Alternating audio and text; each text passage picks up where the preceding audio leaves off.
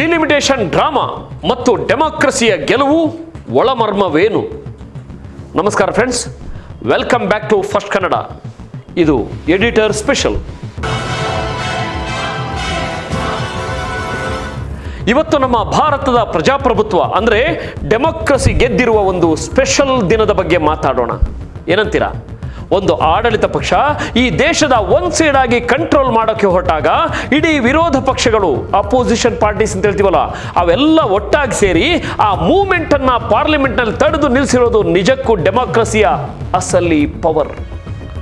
ವಿರೋಧ ಪಕ್ಷದ ಧ್ವನಿ ಗಟ್ಟಿಯಾಗಿ ಕೇಳಿದಾಗ್ಲೇ ಅಲ್ವಾ ಪ್ರಜಾಪ್ರಭುತ್ವಕ್ಕೊಂದು ಕಳೆ ಬರೋದು. ಸೀನ್ ಏನಪ್ಪಾ ಅಂದ್ರೆ, ಕೇಂದ್ರ ಸರ್ಕಾರ ದಿಢೀರ್ ಅಂತ ಪಾರ್ಲಿಮೆಂಟ್ ನಲ್ಲಿ ಒಂದು ಸ್ಪೆಷಲ್ ಸೆಷನ್ ಕರೆದು ತುರ್ತಾಗಿ 3 ಪ್ರಮುಖ ಬಿಲ್ಗಳನ್ನ ಪಾಸ್ ಮಾಡೋಕೆ ಮುಂದಾಯಿತು. ಯಾವುದು ಆ ಬಿಲ್ಗಳು? ಒಂದು ಮಹಿಳಾ ಮೀಸಲಾತಿ ತಿದ್ದುಪಡಿ ಮಸೂದೆ, ಮತ್ತೊಂದು ಲೋಕಸಭೆಯಲ್ಲಿ ಕ್ಷೇತ್ರಗಳನ್ನ ಹೆಚ್ಚಿಸುವ ಮಸೂದೆ, ಮತ್ತೊಂದು ಡಿಲಿಮಿಟೇಷನ್ ಅಂದ್ರೆ ಕ್ಷೇತ್ರ ಪುನರ್ವಿಂಗಡಣೆ ಮಸೂದೆ. 2023 ಸೆಪ್ಟೆಂಬರ್ 18ರಿಂದ 22ರಲ್ಲಿ ಕೇಂದ್ರ ಸರ್ಕಾರ ತುರ್ತು ಸಂಸತ್ ಅಧಿವೇಶನ ಕರೆದಿತ್ತು. 106ನೇ ಸಂವಿಧಾನ ತಿದ್ದುಪಡಿ ಅಂದರೆ ನಾರಿ ಶಕ್ತಿ ವಂದನ್ ಅಧಿನಿಯಂ ಪಾಸ್ ಮಾಡಲಾಯಿತು. ಇದು 2026ರ ನಂತರ ನಡೆಯುವ ಮೊದಲ ಜನಗಣತಿ ಮತ್ತು ಡಿಲಿಮಿಟೇಷನ್ ಆಧಾರದ ಮೇಲೆ ಜಾರಿಗೆ ಬರುವ ನಿಯಮಾವಳಿಗಳನ್ನು ಒಳಗೊಂಡಿದೆ ಅಂತ ಹೇಳಲಾಗಿತ್ತು. ಇಲ್ಲಿ ಟ್ವಿಸ್ಟ್ ಏನಪ್ಪಾ ಅಂದ್ರೆ, ಈ ಬಿಲ್ಗಳನ್ನ ಪಾಸ್ ಮಾಡೋಕೆ ಈಗೇನು ಅಷ್ಟು ಅರ್ಜೆಂಟ್ ಇತ್ತಾ? ಇದಕ್ಕಿಂತ ದೊಡ್ಡ ಪ್ರಾಬ್ಲಮ್ಸ್ ದೇಶದಲ್ಲಿ ಇಲ್ವಾ? ನಾವೇ ಯೋಚನೆ ಮಾಡೋಣ. ಮಣಿಪುರ ಹಿಂಸಾಚಾರ, 1 ವರ್ಷದಿಂದ ಮಣಿಪುರ ಹೊತ್ತಿ ಉರಿತಿದ್ರು, ಒಂದು ಸ್ಪೆಷಲ್ ಸೆಷನ್ ಕರೀಲಿಲ್ಲ ಅವತ್ತು. ಪ್ರಧಾನಿ ಸೇರಿದಂತೆ ಯಾರೂ ಕೂಡ ಚರ್ಚೆಗೆ ರೆಡಿನೇ ಇರಲಿಲ್ಲ. ಮೇ 3, 2023ರಲ್ಲಿ ಶುರುವಾದ ಮಣಿಪುರದ ಜನಾಂಗೀಯ ಗಲಭೆಗಳು ತಿಂಗಳು ಮುಂದುವರೆದಿದ್ದನ್ನ ಜಗತ್ತೇ ನೋಡಿದೆ. ಪಹಲ್ಗಾಮ್ ಅಟ್ಯಾಕ್, ಪಹಲ್ಗಾಮ್ನಲ್ಲಿ 25 ಜನ ಭಾರತೀಯರನ್ನ ಉಗ್ರರು ಗುಂಡಿಕ್ಕಿ ಕೊಂದಾಗಲೂ ಸ್ಪೆಷಲ್ ಸೆಷನ್ ಕರೀಲಿಲ್ಲ. ಏಪ್ರಿಲ್ 22, 2025ರಂದು ಕಾಶ್ಮೀರದ ಪಹಲ್ಗಾಮ್ನ ಬೈಸಿರಾನ್ ವ್ಯಾಲಿಯಲ್ಲಿ ನಡೆದ ಉಗ್ರರ ದಾಳಿಯಲ್ಲಿ 25 ಜನ ಭಾರತೀಯ ಪ್ರವಾಸಿಗರು ಸೇರಿ 26 ಜನರ ಹತ್ಯೆಯಾಗಿತ್ತಲ್ವಾ. ಆಪರೇಷನ್ ಸಿಂಧೂರ್, ಈ ಮಿಲಿಟರಿ ರಹಸ್ಯ ಕಾರ್ಯಾಚರಣೆಯ ಬಗ್ಗೆ ವಿವರಿಸೋಕ್ಕೂ ಇವರು ಅಧಿವೇಶನ ಕರೀಲೇ ಇಲ್ಲ. ಆರ್ಥಿಕ ಬಿಕ್ಕಟ್ಟು ಮತ್ತು ಯುದ್ಧದ effect, Iran, Israel occupied Palestine ಮತ್ತು ಅಮೆರಿಕ ನಡುವೆ ನಡೀತಿರೋ ಜಾಗತಿಕ ಯುದ್ಧ ಎನರ್ಜಿ ಕ್ರೈಸಿಸ್ ಸೃಷ್ಟಿ ಮಾಡಿದೆ. ಅಮೆರಿಕ ನಮ್ಮ ಮೇಲೆ ಎಕ್ಸ್ಟ್ರಾ ಟ್ಯಾಕ್ಸ್ ಹಾಕಿದೆ. ಗ್ಯಾಸ್ ಸಿಲಿಂಡರ್ ಕೊರತೆ, ಹೋಟೆಲ್ಗಳು ಬಂದ್ ಆಗಿವೆ, ಆಟೋಗಳು ರಸ್ತೆಯಲ್ಲೇ ನಿಂತು ಆಟೋ ಚಾಲಕರ ಬದುಕು ಮೂರಾ ಬಟ್ಟೆಯಾಗಿದೆ. ರಸಗೊಬ್ಬರ ಇಲ್ಲದೆ ಕೃಷಿ ಡಲ್ ಆಗಿದೆ.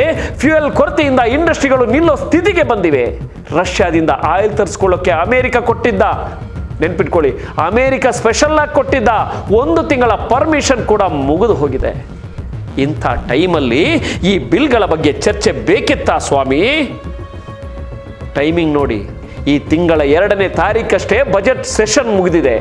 ಅದರ ಬೆನ್ನಲ್ಲೇ ಕೇವಲ 2 ವಾರಗಳಲ್ಲಿ ಈ ಸ್ಪೆಷಲ್ ಸೆಷನ್ ಕರೆದಿದ್ದಾರೆ. ಬಂಗಾಳ ಮತ್ತು ತಮಿಳುನಾಡಿನಲ್ಲಿ ಎಲೆಕ್ಷನ್ ಪ್ರಚಾರ ಜೋರಾಗಿದೆ. ವಿರೋಧ ಪಕ್ಷದ ನಾಯಕರೆಲ್ಲ ಅಲ್ಲಿದ್ದಾರೆ. ಅವರನ್ನೆಲ್ಲ ಅಲ್ಲಿಂದ ಎಬ್ಬಿಸಿ ಇಲ್ಲಿ ತಂದು ಕೂರಿಸಿದ್ದಾರೆ. ಇದರ ಹಿಂದಿರೋದು ಪಕ್ಕಾ ಪೊಲಿಟಿಕಲ್ ಅಜೆಂಡಾ ಅಂತ ಎಲ್ರಿಗೂ ಗೊತ್ತಾಗತ್ತೆ. ಮಹಿಳಾ ಮೀಸಲಾತಿ ಹೆಸರಲ್ಲಿ ಡಿಲಿಮಿಟೇಷನ್ ಮಾಡೋ ಪ್ಲಾನ್ ಇದು ಅಂತ ವಿಪಕ್ಷಗಳು ಒಗ್ಗಟ್ಟಾಗಿ ಇದನ್ನು ಸೋಲಿಸಿವೆ. ವಿರೋಧ ಪಕ್ಷಗಳು ಮಾಡ್ತಿರೋ ಮೇನ್ ಆರೋಪ ಏನಂದ್ರೆ, ಬಿಜೆಪಿ ಈಗ ಬರೀ ಎಲೆಕ್ಷನ್ ಗೆಲ್ಲೋ ಮೆಷಿನ್ ಆಗಿ ಹೋಗಿದೆ. ಎಲೆಕ್ಷನ್ ಗೆಲ್ಲೋಕೆ ಯಾವ ಸ್ಟ್ಯಾಂಡ್ ಬೇಕಾದರೂ ಚೇಂಜ್ ಮಾಡ್ತಾರೆ. ಎಕ್ಸಾಂಪಲ್ 1, 2024ರ ಲೋಕಸಭಾ ಎಲೆಕ್ಷನ್ ನಲ್ಲಿ ಜಾತಿ ಗಣತಿ, ಕ್ಯಾಶ್ ಸೆನ್ಸಸ್ ಬೇಡ ಅಂದಿದ್ದ ನಮ್ಮ ಪ್ರಧಾನಿ ನರೇಂದ್ರ ಮೋದಿ ಮತ್ತು ಬಿಜೆಪಿ 2025ರಲ್ಲಿ ಬಿಹಾರ ಎಲೆಕ್ಷನ್ ಬರ್ತಿದ್ದಂಗೆ ತಮ್ಮ ನಿಲುವು ಬದಲಾಯಿಸಿದರು. ಯಾಕಂದ್ರೆ ಬಿಹಾರದಲ್ಲಿ ಗೆಲ್ಲೋಕೆ ಆ ಜಾತಿ ಜನಗಣತಿ ಬೇಕೇ ಬೇಕಿತ್ತು. ಯಾಕಂದ್ರೆ ಬಿಹಾರದಲ್ಲಿ ನಿತೀಶ್ ಕುಮಾರ್ ಸರ್ಕಾರ ಬಿಡುಗಡೆ ಮಾಡಿದ್ದ ಜಾತಿ ಗಣತಿ ವರದಿ ದೇಶಾದ್ಯಂತ ದೊಡ್ಡ ಚುನಾವಣಾ ಅಸ್ತ್ರವಾಗಿತ್ತು. ಎಕ್ಸಾಂಪಲ್ 2, ದೆಹಲಿ ವಶಪಡಿಸಿಕೊಳ್ಳೋಕೆ ಅರವಿಂದ್ ಕೇಜ್ರಿವಾಲ್ ಅವರನ್ನ ಕರಪ್ಟ್ ಅಂತ ಬಿಂಬಿಸಿ ಜೈಲ್ಗೆ ಹಾಕಿದ್ರು. ಆದರೆ ಆಮೇಲೆ ಕೋರ್ಟ್ ಅವರನ್ನ ಬಿಡುಗಡೆ ಮಾಡ್ತು. ನೆನಪಿರ್ಲಿ, ಅವರನ್ನ ಬಿಡುಗಡೆ ಮಾಡ್ತು. ವಿರೋಧ ಪಕ್ಷದ ನಾಯಕರ ಮೇಲೆ ಫೇಕ್ ಕೇಸ್ ಹಾಕೋದು, ತನಿಖಾ ಸಂಸ್ಥೆಗಳನ್ನು ಛೂ ಬಿಡೋದು ಇವರ ಸ್ಟ್ರಾಟಜಿ ಅನ್ನೋದು ಅಪೋಸಿಷನ್ ಆರೋಪ. ಇದೆಲ್ಲದರ ಅಲ್ಟಿಮೇಟ್ ಟಾರ್ಗೆಟ್ 2029ರ ಎಲೆಕ್ಷನ್. 2011 ಸೆನ್ಸಸ್ ಇಟ್ಕೊಂಡು ಡಿಲಿಮಿಟೇಷನ್ ಮಾಡ್ತೀವಿ ಅಂತ ಅಮಿತ್ ಶಾ ಪಾರ್ಲಿಮೆಂಟ್ನಲ್ಲಿ ಹೇಳಿದ್ರು. ಇದರಿಂದ ಏನಾಗುತ್ತೆ ಗೊತ್ತಾ? ಜನಸಂಖ್ಯೆ ಕಂಟ್ರೋಲ್ ಮಾಡಿದ ನಮ್ಮ ದಕ್ಷಿಣ ಭಾರತದ ರಾಜ್ಯಗಳಿಗೆ ಪಾರ್ಲಿಮೆಂಟ್ನಲ್ಲಿ ಸೀಟ್ ಕಮ್ಮಿ ಆಗುತ್ತೆ. ಇದಕ್ಕೆ ಅಮಿತ್ ಶಾ ಕೊಟ್ಟ ಆಫರ್ ಏನು ಗೊತ್ತಾ?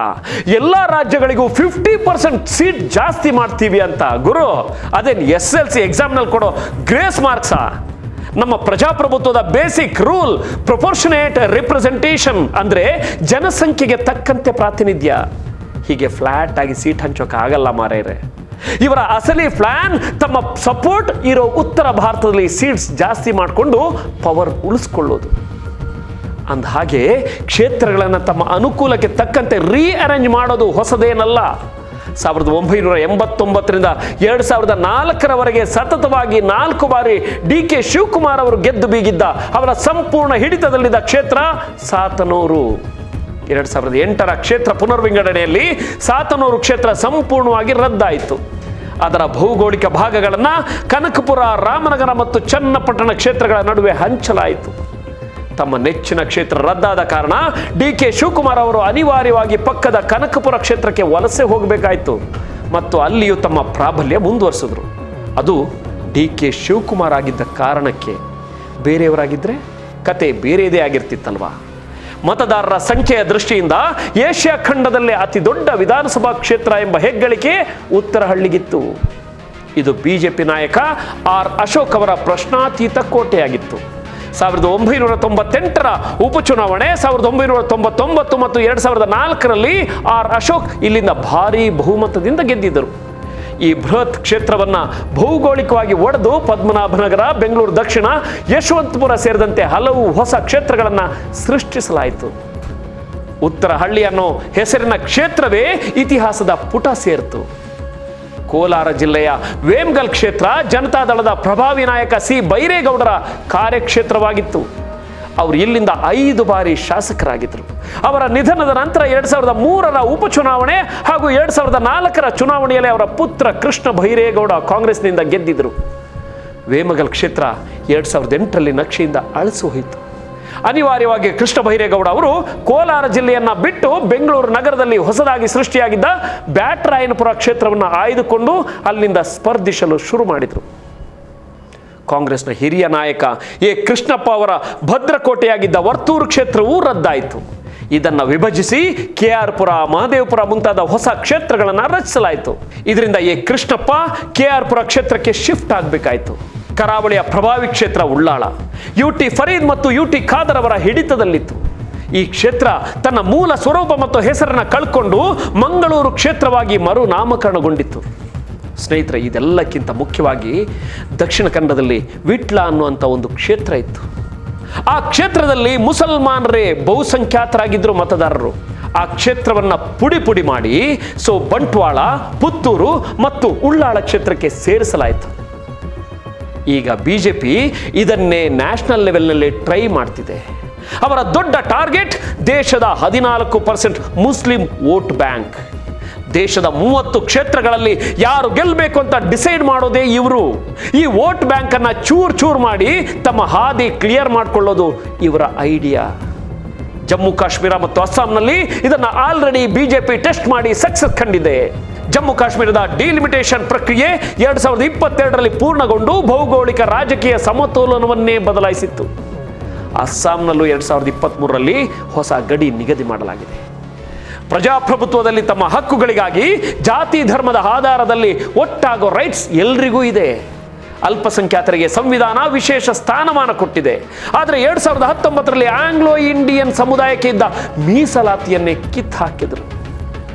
104ನೇ ಸಂವಿಧಾನ ತಿದ್ದುಪಡಿ ಕಾಯ್ದೆ 2020ರ ಮೂಲಕ ಲೋಕಸಭೆ ಮತ್ತು ವಿಧಾನಸಭೆಗಳಲ್ಲಿದ್ದ ಆಂಗ್ಲೋ ಇಂಡಿಯನ್ ನಾಮ ನಿರ್ದೇಶನವನ್ನು ರದ್ದು ಮಾಡಲಾಯಿತು. ಕೊನೆಯದಾಗಿ ಹೇಳೋದಾದರೆ, ಡೆಮಾಕ್ರಸಿಯಲ್ಲಿ ಪ್ರತಿಯೊಂದು ಪಾರ್ಟಿಯು ತಮ್ಮ ಐಡಿಯಾಲಜಿಯನ್ನು ಜನರಿಗೆ ಸ್ಪಷ್ಟವಾಗಿ ಹೇಳಿ ಫೇರ್ ಆ್ಯಂಡ್ ಫ್ರೀ ಆಗಿ ನಿಷ್ಪಕ್ಷಪಾತ ಎಲೆಕ್ಷನ್ ಮೂಲಕ ಗೆದ್ದು ಬರಬೇಕು. ಈ ತರಹ ಪವರ್ ಯೂಸ್ ಮಾಡಿಕೊಂಡು ಮ್ಯಾನಿಪ್ಯುಲೇಟ್ ಮಾಡೋದನ್ನು ನಾವು ಯಾವತ್ತೂ ಒಪ್ಪಬಾರ್ದು. ಅದಕ್ಕೆ ಅವಕಾಶನೂ ಕೊಡಬಾರ್ದು ಅನ್ನೋದೇ ಇವತ್ತಿನ ಎಡಿಟರ್ ಸ್ಪೆಷಲ್ ಎಪಿಸೋಡ್ನ ಒನ್ಲೈನ್ ಒಪಿನಿಯನ್. ಈ ವಿಡಿಯೋ ಬಗ್ಗೆ ನಿಮ್ಮ ಅನಿಸಿಕೆ ಏನು ಅಂತ ಕಮೆಂಟ್ ಮಾಡಿ, ಶೇರ್ ಮಾಡಿ. ಯಾಕೆಂದರೆ ಇದು ಕೇವಲ ಸುದ್ದಿ ಅಥವಾ ಸುದ್ದಿಯ ವಿಶ್ಲೇಷಣೆ ಅಷ್ಟೇ ಅಲ್ಲ, ಇದೊಂದು ಚಳುವಳಿ. ನೋಡ್ತಾ ಇರಿ ಫಸ್ಟ್ ಕನ್ನಡ, ಆಗೋದಲ್ಲ ಒಳ್ಳೆಯದಕ್ಕೆ. ನಮಸ್ಕಾರ. ಜೈ ಹಿಂದ್, ಜೈ ಕರ್ನಾಟಕ.